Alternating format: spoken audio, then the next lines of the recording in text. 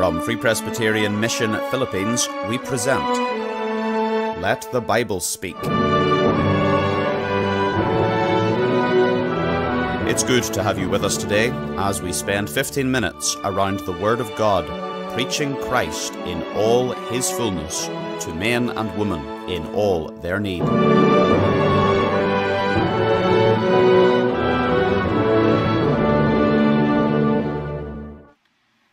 Blessed morning sa ating mga tagapakinig dito po sa Bacolod City at sa ibang lugar kung saan man ho kayo and you're tuning in to DYVS. I'm so happy to be with you this morning. Ang ating pong tatalakayin ay ang nakasulat sa 1 John chapter 1 verses 8 and 9. If we say that we have no sin, we deceive ourselves and the truth is not in us. If we confess our sins, He is faithful and just to forgive us our sins and to cleanse us from all unrighteousness. The Lord add His richest blessings in the reading of His holy and sacred words. Now, sa ating nabasa, first thing na talagang striking sa atin is the reality of sin. Ang kasalanan ay talagang nasa atin. Hindi natin pwedeng ipagkait yan. Hindi natin pwedeng, i-deny yan, i-reject yan. In fact, the Bible says, kung ayaw nating tanggapin na tayo makasalanan, we are deceiving ourselves. We are deceiving ourselves now. I understand everybody, or if not most of us Filipinos, tanggap natin na tayo makasalanan. Ngunit, ang response natin ay hindi tama. Ikaw na nakikinig sa akin, I'm not sure if you would be able to relate with what I'm saying. Pero I have observed a lot of Filipinos na yes, tanggap nilang sila ay makasalanan, ngunit ang response nila ay mali. Kumbaga, tanggap nga nila na sila ay makasalanan, therefore, wala na silang naisip na paraan upang lumabas sa kasalanan. Kumbaga, surrender na sila sa bagay na yon. Ako'y makasalanan, ano magagawa ko? Ako'y makasalanan. That's number one. Number two, mayroon namang tumatanggap na sila'y makasalanan, ngunit ang response nila ay, well, ako'y makasalanan kaya gagawin ko ang gusto kong gawin. Hindi ako matatakot magkasala dahil ano bang magagawa ko, ako ay makasalanan. Right? So, tama ho ba yan? Tama bang mga reactions yan? Well, dito sa verse 9, we are encouraged. We are encouraged to respond correctly. Ano nga ba ang dapat natin na response sa katotohanan na tayo makasalanan? Well, hindi upang ituloy natin ang buhay makasalanan, kung hindi, humingi tayo ng tawad. Confess. Confess. Say it with your mouth. Say it with your mouth. Alam niyo, hindi madali mag-confess sa Panginoon because ang bibig is not able to speak on its own na walang approval ng puso. Out of the abundance of the heart, the mouth speaks. That's what Jesus said. So kung ang ating puso ay puno ng yabang at ayaw natin magpakumbaba sa Diyos, hindi talaga tayo hihingi ng tawad. Maybe we will say, Lord, forgive me, pero hindi yung it doesn't come from the bottom of our heart. It's just a lip service and it's not going to help you in any way because the Lord knows whether you are sincerely confessing your sin. So, kaibigan, as you listen to me, I'm encouraging you. please, wag nating maliitin ang issue ng kasalanan. Malaking issue yan. Dahil habang ang kasalanan na nasa sa iyo, wala kang buhay na walang hanggan. Hindi ka mapupunta sa langit sa panahon na ika'y mamatay. Ikaw ay maimpyerno at huwag mong sabihin okay lang sa akin. Maraming nagsasabing okay lang sa akin dahil hindi pa sila tinapon sa impyerno. Pero ang mga kaluluwa na nasa impyerno, lahat sila nagsisisi, ngunit huli ng lahat. Lahat sila naghihirap dahil sa impyerno, ang puot ng Diyos sa kasalanan mo, ang galit ng Diyos sa kasalanan mo, yan madadama mo, kaibigan. At walang pahinga doon sa suffering because that is forever judgment. So, habang ikaw ay buhay, wag mong baliwalain ang isyu ng kasalanan. Ang sabi ng Biblia, humingi ka ng tawad. Humingi ka ng tawad. Hingi ka ng tawad, magpakumbaba ka, humingi ka ng tawad. At anong makakamit natin pag tayo humingi ng tawad?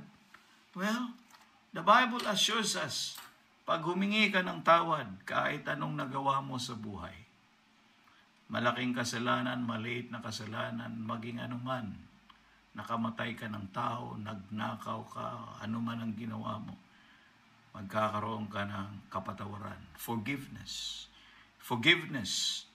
Kapatawaran. Parang pag ikaw ay napatawad, parang hindi ka nagkasala. Yan ang trato sa iyo ng Panginoon. Alright? Forgiveness. Ang sarap mapatawad, di ba? Yung bang hindi ka nauusigin, yung bang nakalimutan, right? Yung bang nakalimutan yung ginawa mo, right? Sinangtabi yun. At hindi lang patatawarin ka, lilinisin ka pa ng Diyos. Lilinisin ka ng Diyos. Kaya sabi rito, He is faithful and just to forgive us our sins and to cleanse us from all unrighteousness. Friends, anumang kasalanan sa, masamang pag-iisip, kasalanan sa puso natin, kasalanan sa ginawa ng ating mga kamay, ng ating mga paa, anuman ang kasalanan ng ating mga mata, kasalanan ng ating mga tenga, right? Anumang kasalanan, mayroon tayo ay lilinisin. Hindi ba masarap pakinggan na magkakaroon din tayo ng opportunity na tayo ay malinis, makalaya sa kasalanan? Wonderful, isn't it, my friends? Kaya, it's really a good thing to confess our sins.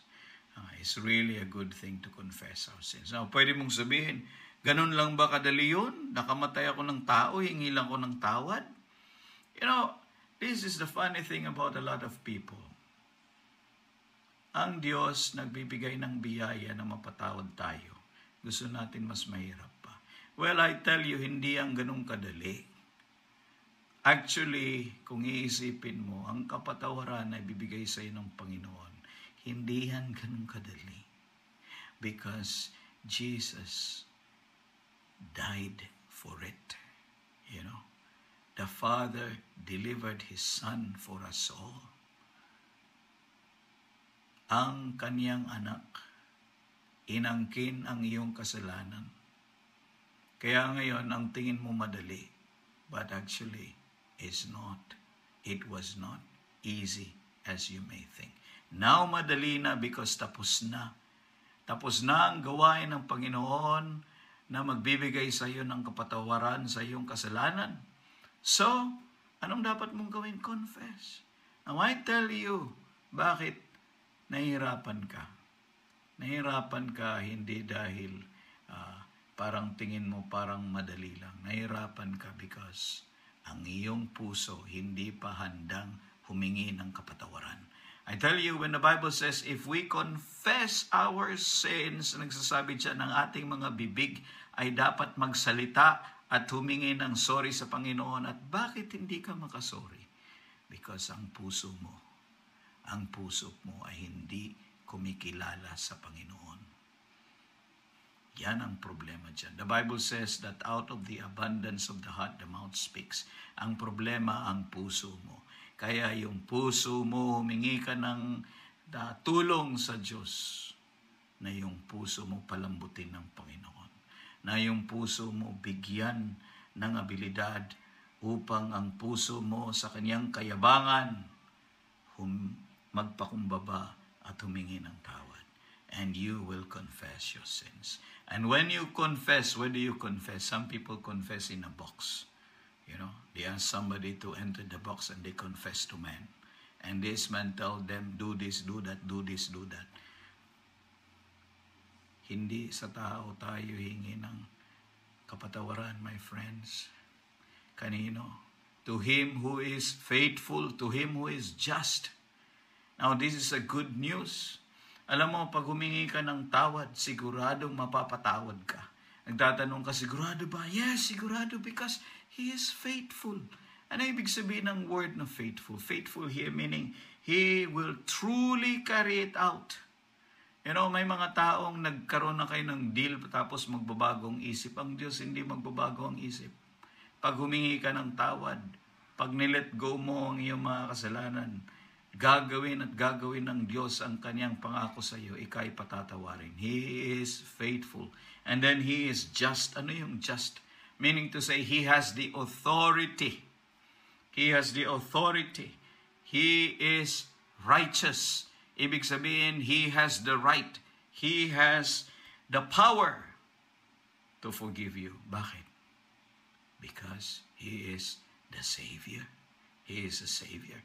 So yan po yan. Humingi ka ng tawad, sigurado kang mapapatawad dahil ang magpapatawad sa iyo ay may karapatan patawarin ka sa iyong mga kasalanan.